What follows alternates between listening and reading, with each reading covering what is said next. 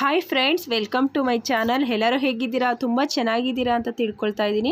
Friends, ಇವತ್ತು ನಮ್ಮ ದನಿನ ಮನೆಯಲ್ಲಿ ಯಾವ ರೀತಿಯ ಹಸುಗಳಿದ್ದಾವೆ ಅಂದ್ಬಿಟ್ಟು ನಿಮಗೆ ತಿಳಿಸ್ಕೊಡ್ತಾ ಇದ್ದೀನಿ. ಬನ್ನಿ. ಈ ಹಸು ಅಂತೂ ತುಂಬಾ ಒಂದು ಶಾರ್ಪ್ನೆಸ್ ಹಸು ಅಂತಲೇ ಹೇಳ್ಬೋದು. ಯಾಕಂದರೆ ಇದು ನಮ್ಮ ಮನೇಲಿ ಒಂಥರ ವೈಟಿ ಅಂತಲೇ ಕರಿತೀವಿ.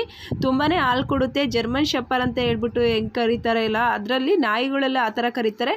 ಅದರಲ್ಲಿ ಹಸುಲಿ ಜರ್ಮನ್ ಬೀಡ್ ಅಂತ ಹೇಳ್ಬಿಟ್ಟು ಈ ರೀತಿಯ ಒಂದು ವೈಟ್ ಹಸುಗಳನ್ನ ಪ್ಯಾಚಸ್ ಇರೋವನ್ನ ಕರೀತಾರೆ. ಇದು ಬಂದು ಏನಿಲ್ಲ ಅಂದರೂ ಅಂದರೆ ಬೆಳಗ್ಗೆ ಮತ್ತು ಸಂಜೆಯಿಂದ 15 ಲೀಟ್ರ್ ಹಾಲಿದೆ. ತುಂಬ ಫ್ರೆಶ್ ಕರಾವು, ಒಳ್ಳೆ ಜಾತಿಯಿಂದ ಬಂದಿದೆ ಅಂತಲೇ ಹೇಳ್ಬೋದು. ಈ ಒಂದು ಹಸು ತುಂಬ ಇವಾಗ ಬ್ರೀಡಲ್ಲಿದೆ ಅಂತಲೇ ಹೇಳ್ಬೋದು. ತುಂಬ ಇಂತಹ ಹಸುಗಳಿಗೆ ಒಳ್ಳೆ ಬೆಲೆ ಇದೆ. ನಿಮ್ಮ ಮನೇಲಿ ಏನಾದರೂ ಈ ರೀತಿಯ ಹಸುಗಳಿದ್ರೆ ನನಗೆ ತಿಳಿಸಿ, ಕಮೆಂಟ್ಸ್ ಮಾಡಿ ಅಂತ ಹೇಳ್ತಾ ಇದ್ದೀನಿ. ಹಾಗೆ ಈ ಹಸು ಬಗ್ಗೆ ಏನಾದರೂ ನಿಮಗೆ ಮಾಹಿತಿ ಏನಾದರೂ ಗೊತ್ತಿದ್ರೆ ತಿಳಿಸಿ. ನಮಗೆ ತಿಳಿದಂಥ ಮಾಹಿತಿ ಏನಂದರೆ, ಇಂತಹ ಜರ್ಮನ್ ಬೀಡು ತುಂಬ ಬೆಲೆಗೆ ದುಬಾರಿಗೆ ಮಾರ್ಕೊಳ್ತವೆ ಅಂತಲೇ ಹೇಳ್ಬೋದು. ಇದು ಬಂದು ಇನ್ನೂ ಫಲ ಆಗಿಲ್ಲ. ತುಂಬ ಒಳ್ಳೆ ಬೀಡಿದು. ನಾವು ಈಗ ಅದಕ್ಕೆ ಸೀಮೆ ಹುಲ್ಲು ಮತ್ತು ಜೋಳ ಹಾಕಿದ್ದೀವಿ. ನೀವು ನೋಡ್ತಾ ಇರ್ಬೋದು. ಹಸುಗಳು ಯಾವೇ ಹಸುಗಳು ತೊಗೊಂಡ್ರು ಫಸ್ಟ್ ಏನು ಮಾಡ್ತಾರೆ ಅಂದರೆ, ಅದ್ರ ಬಾಯಲ್ಲಿರುವಂಥ ಹಲ್ಲುಗಳು ನೋಡ್ತಾರೆ. ಹಲ್ಲುಗಳು ನೋಡಿ ಇದು ಎಷ್ಟು ಹಲ್ಲಾಗಿದೆ ಅಂತ ಹೇಳ್ಬಿಟ್ಟು ಪರೀಕ್ಷೆ ಮಾಡ್ತಾರೆ. ಯಾಕಂದರೆ ದಳ್ಳಾಳಿಗರು ತುಂಬ ಅದೇ ಜಾಸ್ತಿ ಮಾಡೋದು ಅಂತಲೇ ಹೇಳ್ಬೋದು.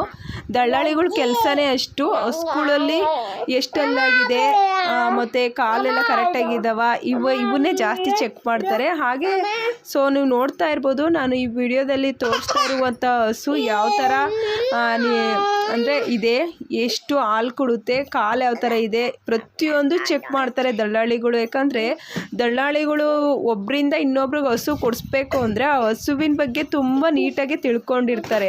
ಆನಂತರ ಅವರು ಇನ್ನೊಬ್ರಿಗೆ ಹಸುನ ಅಂದರೆ ಅವ್ರಿಗೂ ಸ್ವಲ್ಪ ಲಾಭ ಬರಬೇಕು, ಬೇರೆಯವ್ರಿಗೂ ಲಾಭ ಸಿಗಬೇಕು, ಆ ರೀತಿ ಒಂದು ವ್ಯವಹಾರ ಮಾಡಿಕೊಂಡು ಅವರು ಮಾತಾಡ್ತಾರೆ.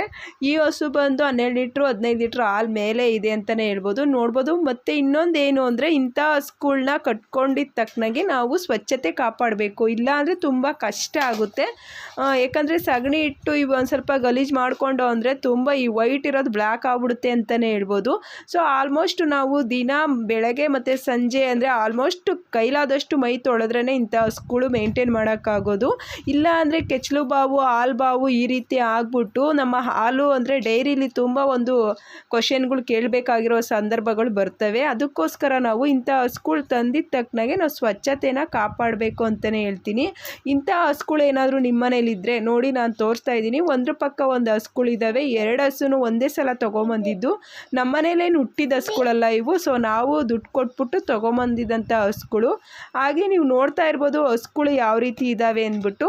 ನಾನು ಈಗ ತೋರಿಸ್ತಾ ಇರುವಂಥ ಹಸು ಬಂದು ಎಷ್ಟು ದುಬಾರಿಗೆ ಬೆಲೆ ಇದೆ ಅಂತ ಹೇಳ್ಬಿಟ್ಟು ನೀವು ತಿಳಿಸ್ಕೊಡ್ತೀರಾ ಅಂತ ಹೇಳ್ತಾ ಇದ್ದೀನಿ. ಈ ಹಸು ಫಲ ಆಗಿದೆ, ಎಷ್ಟು ಬೆಲೆಗೆ ಹೋಗುತ್ತೆ ಅನ್ನೋ ತಿಳಿಸ್ಕೊಡಿ. ವಿಡಿಯೋ ಇಷ್ಟ ಆದರೆ ಲೈಕ್ ಮಾಡಿ, ಶೇರ್ ಮಾಡಿ. ಬಾಯ್.